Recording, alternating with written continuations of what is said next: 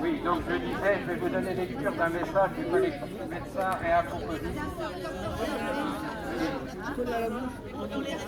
et de Louis Fouché à l'ensemble des soignants. La France est sous le choc, mais tout était annoncé. Nous ne pouvons plus nous indigner à bon compte derrière nos écrans, nous lamenter derrière nos mails.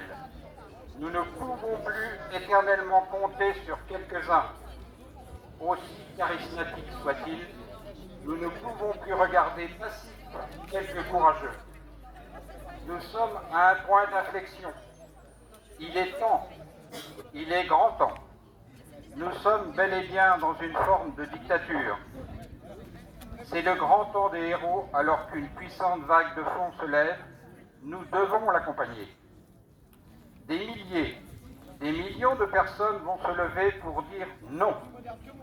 Ce non est inarrêtable, invincible grain de sable vivant et vibrant dans l'engrenage d'une froide mécanique totalitaire. Notre responsabilité est lourde, notre courage immense, notre espoir peut-être ridicule.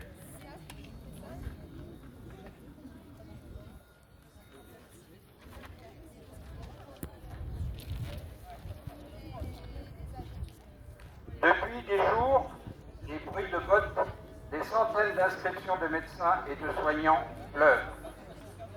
La loi va imposer une thérapie génique expérimentale aux soignants, puis à tous. Aucune dictature dans le monde n'a réussi une telle transgression. Pour les médecins et les soignants, que faut-il faire? Renoncer à sa vocation, à sa carrière, à sa vie ou se soumettre? Le temps n'est plus à se cacher des ordres. Ils vont venir à vous. Le choix est irrémédiable, mais temporaire, car les déferlements totalitaires n'ont qu'un temps, et ce temps est venu. Il nous faut faire un choix en notre âme et conscience et tenir. Ces annonces ne sont qu'un début.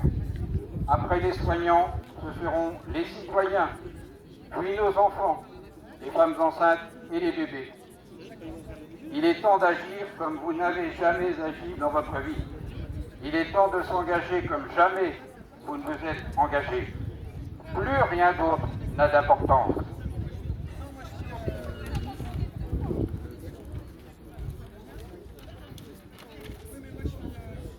Coordonner les réseaux, inventer la survie, rêver des passages imprévus à travers les bourrasques.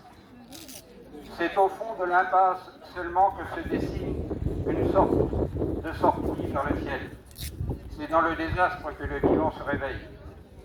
Sortez du numérique, actionnez la réalité, mettez-vous en lien, mettez-vous en action. Vous pouvez tout et bien plus. C'est donc un message du collectif Médecins Réinfo Covid et de Louis Fouché à l'ensemble des soignants. N'hésitez pas à le diffuser. On peut applaudir Louis Fouché qui vient de se faire élire. Hein? On vire les médecins.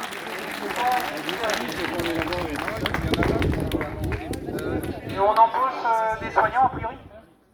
Alors, oui. Alors, on passe le micro. On passe le micro donc à Dr Geneviève Bourgeois qui officie à l'établissement de Saint-Jean à Briard.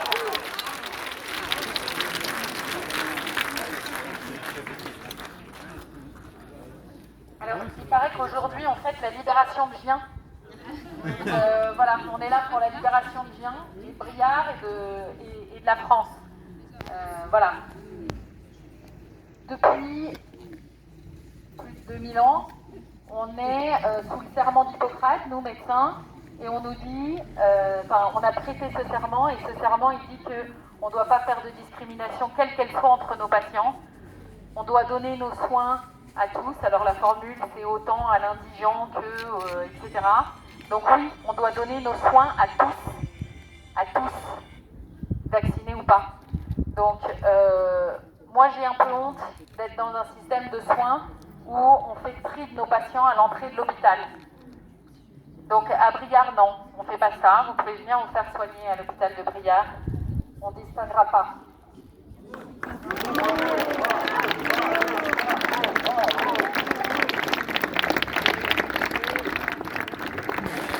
Et on soutient nos soignants, on soutient nos collègues dans leur désir ou non de se faire vacciner. Et on ne va pas les traiter de parias parce qu'ils ne sont pas vaccinés. Je vous rappelle que les études actuelles montrent que les patients et les soignants et toute personne contaminée, qu'elle soit vaccinée ou pas, est contagieuse de la même manière. La dernière étude en Islande a même décrit que les vaccinés ont une charge virale supérieure aux non-vaccinés. Alors, après avoir viré les soignants non vaccinés, pardon, c'est pas en Islande, c'est au Vietnam, pardon. Après avoir viré les soignants non vaccinés, va-t-on virer les soignants vaccinés? Tous les hôpitaux de la région, Gien, comme Briare, comme Orléans, comme Montargis, nous avons beaucoup de mal à recruter, tant des médecins que des aides-soignants, que des infirmiers, etc., à tous les niveaux de toute catégorie professionnelle. On a du mal à recruter. On utilise déjà les intérimaires, les vacataires qui passent d'hôpitaux en hôpitaux, comme on est trop limité puisque l'ARS ne nous donne pas assez de marge de soignants. C'est comme ça que les contaminations se font, que les clusters se font. Donc, donnez-nous de la marge, permettez-nous de garder les soignants qui sont des soignants de grande qualité qu'on a dans nos hôpitaux. Laissez-nous travailler. Laissez-nous travailler et faire ce qu'on fait de bien. La Covid,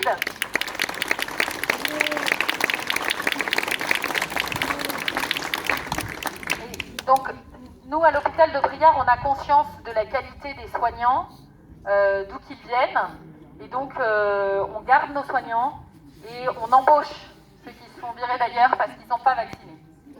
Donc à bon entendeur, salut.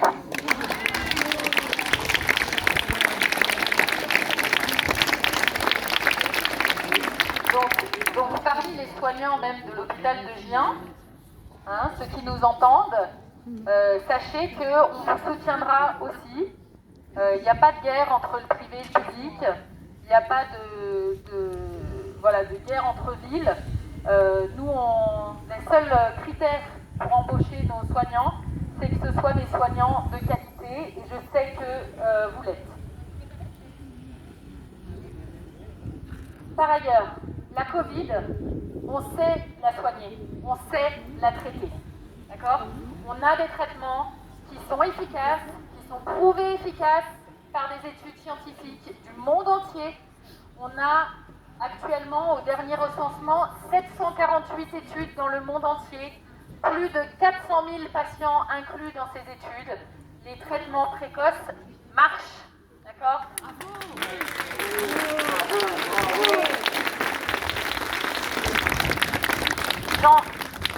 J'en étais persuadée parce que, en tant que médecin, je suis l'actualité médicale.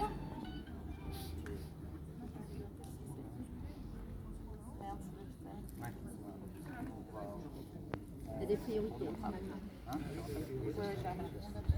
C'est bon, je ne suis pas de garde. J'ai justement un nouveau collègue, heureusement qu'il est là. Qu'est-ce que je disais? Oui, donc en tant que médecin, notre code de déontologie nous dit de suivre les données actuelles de la science. Donc j'ai fait ça. Depuis le début de la Covid, j'ai fait ça. Et donc j'ai cru en l'efficacité des traitements précoces. Et j'ai bien fait. Parce que tous les patients que nous avons reçus en médecine à Briare, tous les résidents, on a eu un cluster, un petit cluster, heureusement. Alors on ne peut pas du coup en tirer des grandes statistiques, mais tant mieux, ça veut dire qu'on a protégé nos autres résidents. Nous n'avons eu que 10 résidents atteints pendant notre cluster et nous avons eu 0 décès. La moyenne régionale à l'époque était de 16% de décès. Nous avons eu 0 décès, ils sont tous guéris. Parce que nous avons appliqué ces traitements précoces. Ils vont bien, même notre centenaire, elle va bien. Et Et pourquoi? Parce que nous n'avons pas attendu que ces patients soient graves. Nous avons traité dès les tests positifs. Nous avons fait, comme dans notre protocole, à chercher tous les cas autour d'un cas positif et traiter les malades. Ce qu'il faut, c'est traiter les malades et laisser les gens qui ne sont pas malades vivre normalement. Voilà. Et si tout le monde, si tous les médecins osaient traiter leurs patients, on n'en serait pas là. Donc, moi, je vous donne une mission à chacun d'entre vous. Allez voir votre médecin traitant et demandez-lui. Et si j'avais la Covid, est-ce que vous me traiteriez? Et l'ivermectine, ça marche. Et les autres traitements précoces, ça marche. Alors, je sais que les pharmaciens ont eu ordre de l'ARS de ne pas distribuer l'hydroxychloroquine, de ne pas le délivrer si c'est un nouveau traitement, ce qui est juste criminel et complètement illégal. Maintenant, ils délivrent encore, pour l'instant, l'ivermectine quand elle est prescrite. Donc, demandez à votre médecin traitant de vous faire une ordonnance pour si jamais. Demandez-lui s'il met en place la prophylaxie si vous êtes cas contact. On a 86% d'efficacité de l'ivermectine en prophylaxie quand on est cas contact. Donc, il faut le faire. Et demandez à votre pharmacien habituel si quand, après tout, s'il se moque des soignants non vaccinés pour faire les autotests, est-ce qu'il délivre les traitements qui sont prescrits, hein? Donc, faites-les réagir, faites-les réfléchir. Tellement se disent, alors là on m'a expliqué qu'il y avait un pharmacien qui avait dit s'il y avait des traitements qui marchaient, ça se saurait. Mais non, c'est juste parce que vous ne faites pas votre boulot de veille sanitaire, vous n'allez pas chercher les études scientifiques. Moi qui suis allée les chercher, je le sais, il y en a 748 dans le monde entier. Ils ne font pas, c'est qu'ils ne veulent pas. Ils ne veulent pas. Je pense que c'est plutôt ça. Donc c'est ça. C'est ça. Alors, l'hydroxychloroquine, un traitement d'hydroxychloroquine pour toute la durée de la maladie Covid, ça coûte 4,17 €. Les nouveaux traitements qui sont en train d'être étudiés et un traitement comme le Remdesivir par exemple, qui a maintenant heureusement été abandonné, ça coûtait 3 000 €. D'accord? Et ceux qui vont arriver, là, ça va être de cet ordre-là. D'accord? L'ivermectine, un traitement, on donne un traitement à J1, J4 et J8. J'ai fait le calcul, pour l'ensemble du traitement, ça fait 25 €. D'accord? Voilà, donc c'est faisable, c'est possible.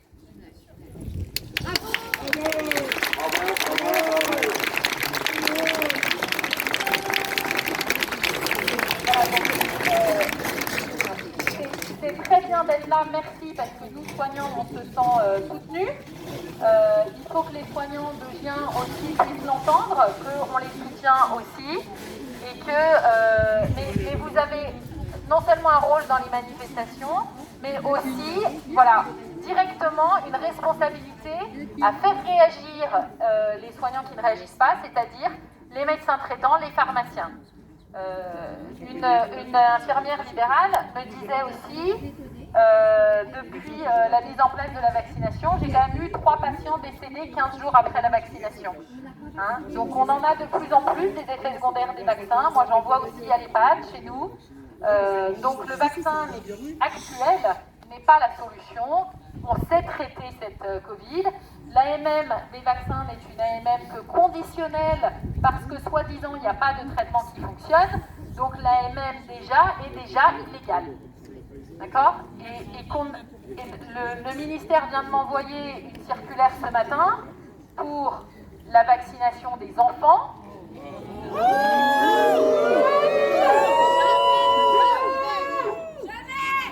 Et pour la 3e dose de nos patients âgés à l'EHPAD, en disant il y en aura certains qui auront une 4e dose, d'accord? Où va-t-on s'arrêter? Et dans cette circulaire, il me disait, mais oui, le vaccin a l'autorisation de mise sur le marché pour les enfants. Il n'y a eu aucune étude sur les enfants. Donc une AMM ne peut pas être distribuée sans étude. Et l'AMM pour les vaccins chez les patients adultes n'est que conditionnel. Donc arrêtons de dire n'importe quoi et traitons nos patients comme nous savons le faire. Laissons les soignants travailler correctement. Voilà.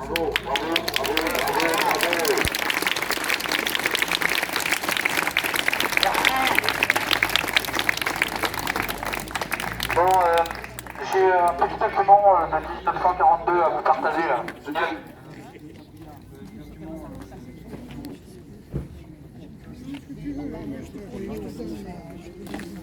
Donc voilà, on va se mettre en branle